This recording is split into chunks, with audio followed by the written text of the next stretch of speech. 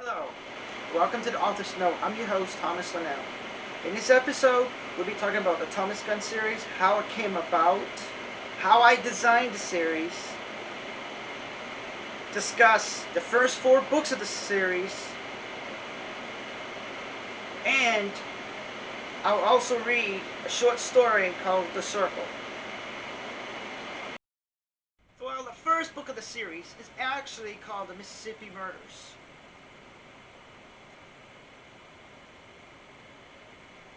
And this is the first cover of the Mississippi Murders.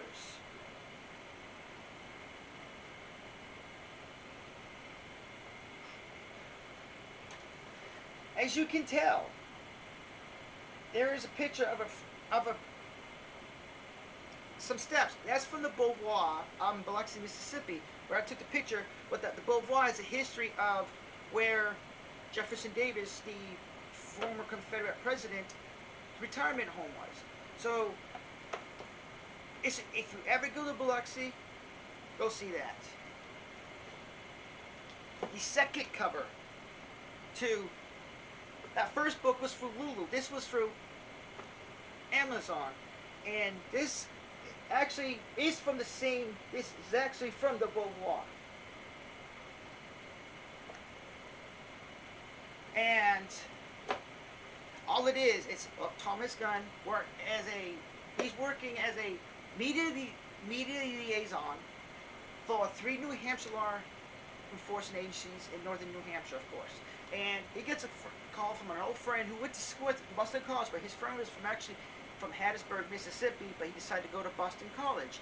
And he gets a call, and he goes down to Biloxi, Gulfport, and Ocean Springs, where the majority of the story takes place, and to find out it's something bigger than that phone call. So, surprises, surprises, surprises. Well, the second book of the series is actually called The Chattahoochee Valley Murders, which contrast looks like this. What you see here is a picture that I took when I was actually stationed at Fort Benning. And this is actually, a picture was taken on this side of Columbus, Georgia, on the Riverwalk. Right across the river, you can see Phoenix City, Alabama. And that's the Chattahoochee River. At that point, I was living in Phoenix City, Alabama. But this book is actually a continuation from the first book. And I decided, after I got the first two books, I would do it this way, to make it a double book. For those who didn't want to buy two separate books, but wanted to buy one book, that's how I managed it. So, with those two books, I actually took pictures myself. So I did the cover design myself, which I was learning to do. And as I'm going along, now I'm in my 8th book, I'm learning cover design. Slowly, I'm learning from mistakes, and that getting help from people. Most of the covers I've designed myself, except for 2 books. Well, that's in another episode, though. The third book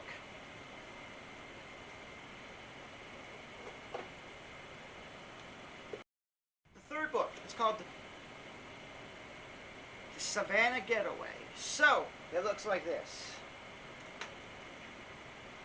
Now, what you see of a picture there is, it's the Golden Dome of City Hall in Savannah, Georgia. So that's what the back.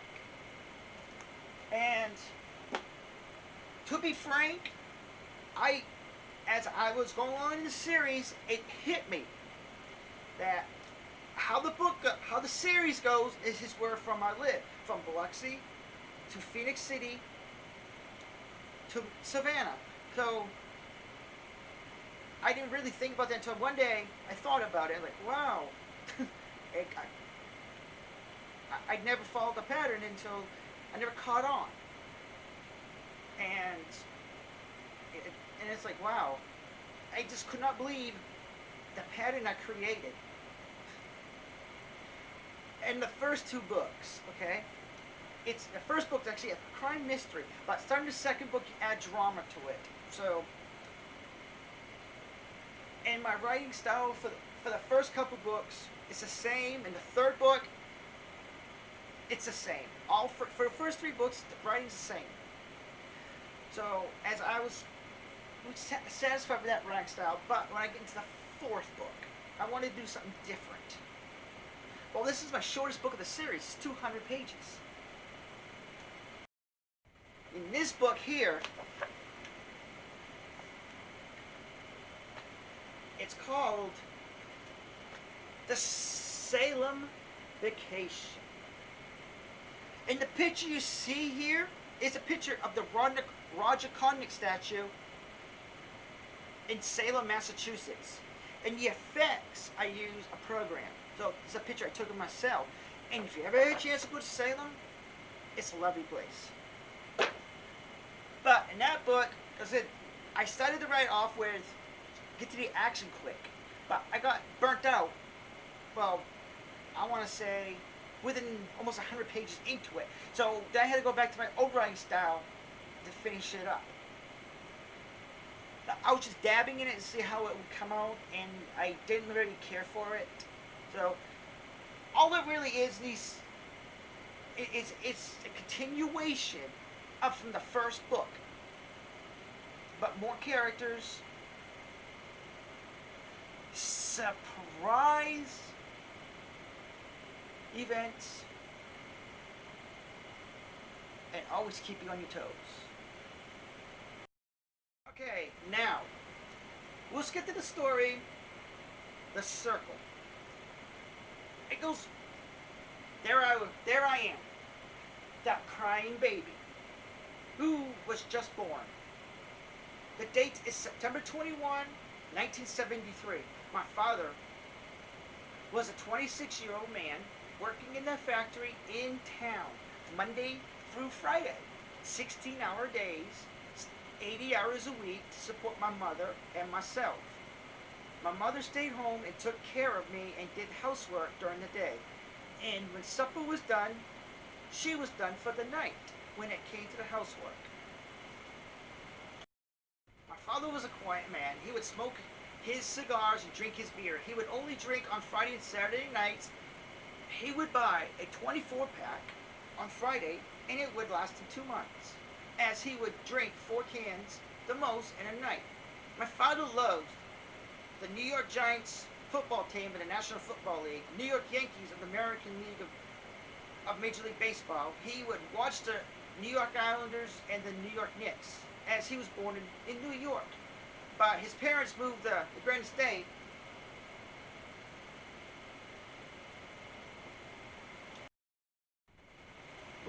when he was 5. The teams he watched was the teams that his father watched. He grew up in Manchester. My mother was born in Essex Junction in Vermont. And her parents moved to New Hampshire when she was 6 months old. She grew up in Nashua. As I was saying, there I was, screaming for the first time for anybody to hear me at the hospital in northern New Hampshire. To be exact, Coles County, in the town of Berlin. But my mother wanted to move to Gorham, not far from Berlin.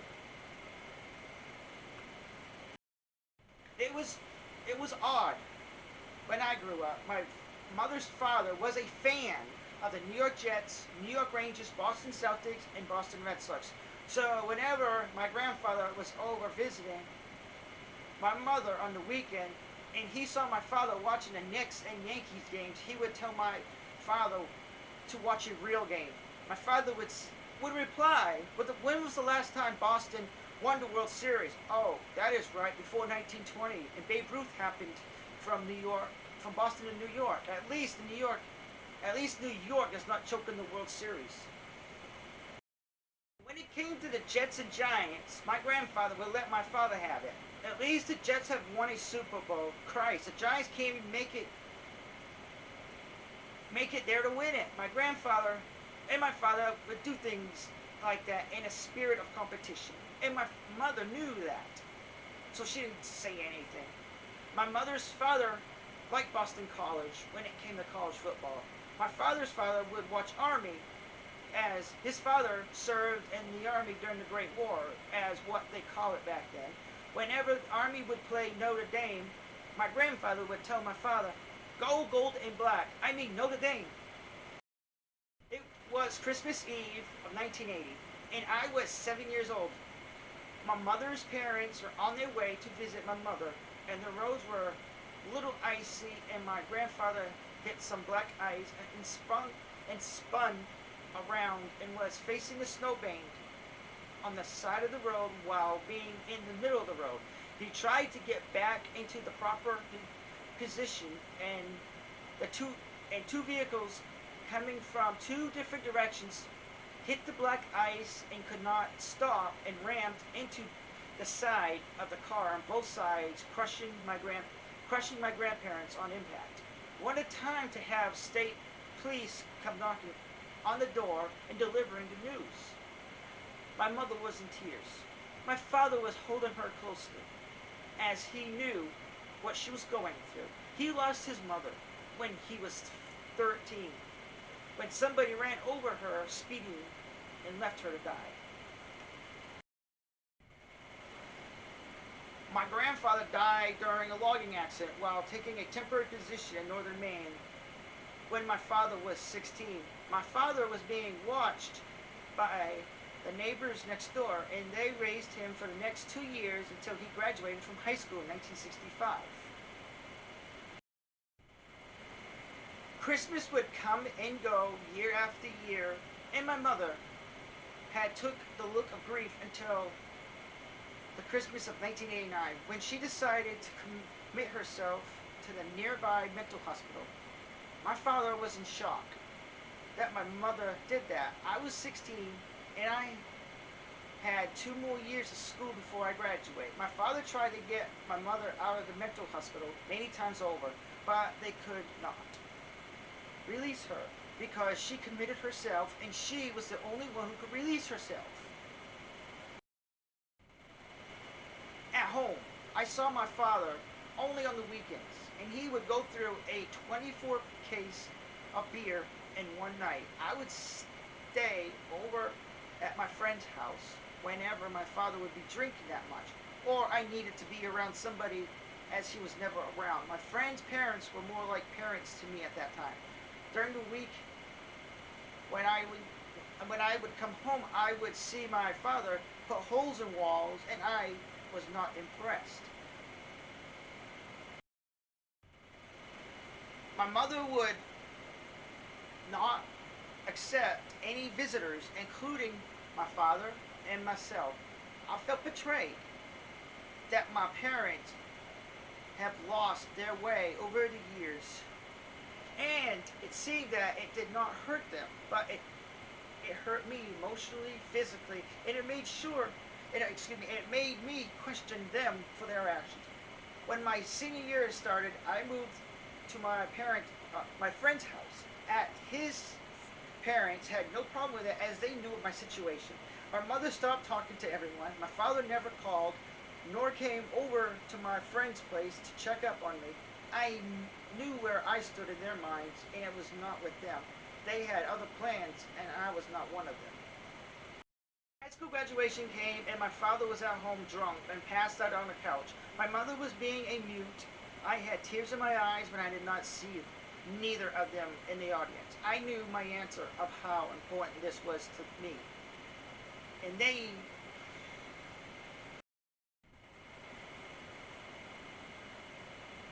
I had tears in my eyes when I did not see neither of them in the audience. I knew the answer of how important this was to me, and they didn't even seem to care for my feelings, as they were having their own pity party. I was going to tell I was going to tell my father what I was going to do once I graduated, and when I went over to see him, he did not answer the door. But I saw him in the house. He was on the couch, passed out, with beer cans all over the floor. I tried to see my mother, and she would not see me. I joined the Army and went to basic training in Missouri. And at the base, Army base called Fort Leonard Wood, or people in the Army also know as Fort Lost in the Woods. As I found out, I was there and they were not lying. From basic, from graduation of basic training, I went on to schooling down in Texas. At least San Antonio was a much better site than the Mark Twain National Forest. I saw the Alamo, went on the Riverwalk, and I enjoyed the weather. I found out that I was going to New York for my first duty station in upstate north of Syracuse by 70 miles. Fort Drum, when I got there, I was disappointed with the scenery, as if the Army would put me in this horrible place. This reminds me of Fort Lost in the Woods misery. I heard my parents' friends that my friend put a gun in his mouth and pulled the trigger. And I was about to start in processing with this hell of a location. I wanted to leave, but I couldn't. I heard I heard my friend's parents.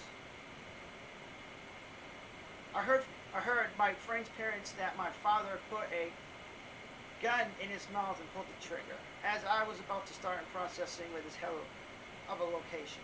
I wanted to leave, but I couldn't. When I was told of my father, I was remorseless of the news. My facial expression had a void look, but at the same time, I contended with the results. When my orders to leave Fort Drum came up 2 years later, I felt reassured that my life is going to get better. And when I looked and found out where I was going, Fort Lost in the Woods, misery, I thought how life can be so cruel to me. What have I done to deserve this? I still have 3 more years left, and I hope I don't spend the last 3 there. It would be horrible. I went on leave while at Fort Lost in the Woods and went home to visit my friend's parents' house. And my friend got killed a few days ago when he was robbed at gunpoint. The robber still shot him after my friend did everything that was said to do. He got shot in the heart at point blank range. My other mother is dying and has stage 4 breast cancer, and my other father is going to have heart surgery in a week. What have I done to deserve this? Why am I being punished? I spent the entire time with both, and when the surgery came around, my other mother was in the hospital as her cancer was getting worse. My other father died during surgery, and a few hours later, my other mother succumbed to cancer. All I wanted to do was cry. In a span of a week, my friend, his father, and his mother all have died. My mother heard I was in town, and she wrote me a letter and gave it to a nurse to give to me. When I was notified that my mother wrote a letter and wanted me to have it, I went, and when it was handed to me, I showed no compassion, as why should I? I walked out of the hospital. And I was thinking, should I read it? But this is the first time she wanted to contact me in years. I ripped up the letter and threw it on the ground and vowed to never to return no matter what. If she wanted to say something to me, she should have done that years ago. Not by letter, face to face. When my time in the Army came up, I decided to move to someplace far away from my home, as it is a living hell for me. I have no reason to go back. Everyone is dead to me. Everyone is dead that matters. So I moved to Charleston in South Carolina, as I wanted to stay away as possible. Stay far away as possible. In June of 2000, the mental hospital gave me a call, and I didn't know how they got my number, and told me that my mother hung herself last night. All I did was smile and hung up without saying a word. I knew she had it coming. She must have felt guilty. of the years that she took away from me. I did not shed a tear. I felt relieved of the news and looked back at what she did for me, and I could not think of anything.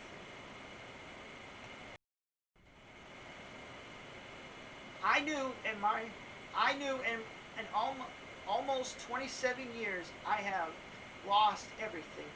My other parents, who were parents to me, and the other ones who raised me at the start until I was 16. I was happy, and I decided that I was going to celebrate the news by going to Savannah, as I have been there many times over to watch the dolphins in the ocean, the Atlantic waves come and go on Tybee Island, looking at 18th and 19th century buildings, the cobblestone streets, the 24 squares, and the golden dome on City Hall, as they reflect something shiny and bright, something new and fresh, heartwarming and majestic. Let the magic come alive along the Savannah River as the rough waters show their strength of how strong the city is and what it has overcome in its history. The Army has taught me a lot of things.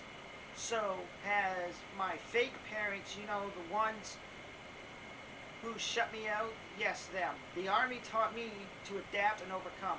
My fake parents taught me blood can be first ones to turn on you.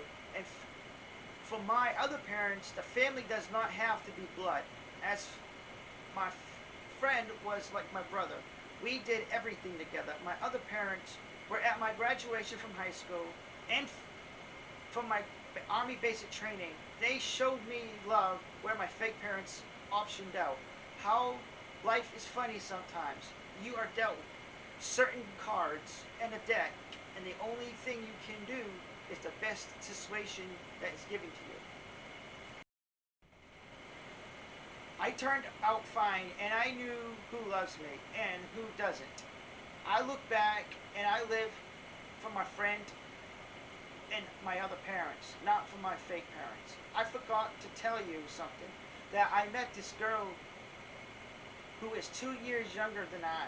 She lives in Savannah, and we have been dating for 6 months now. I have.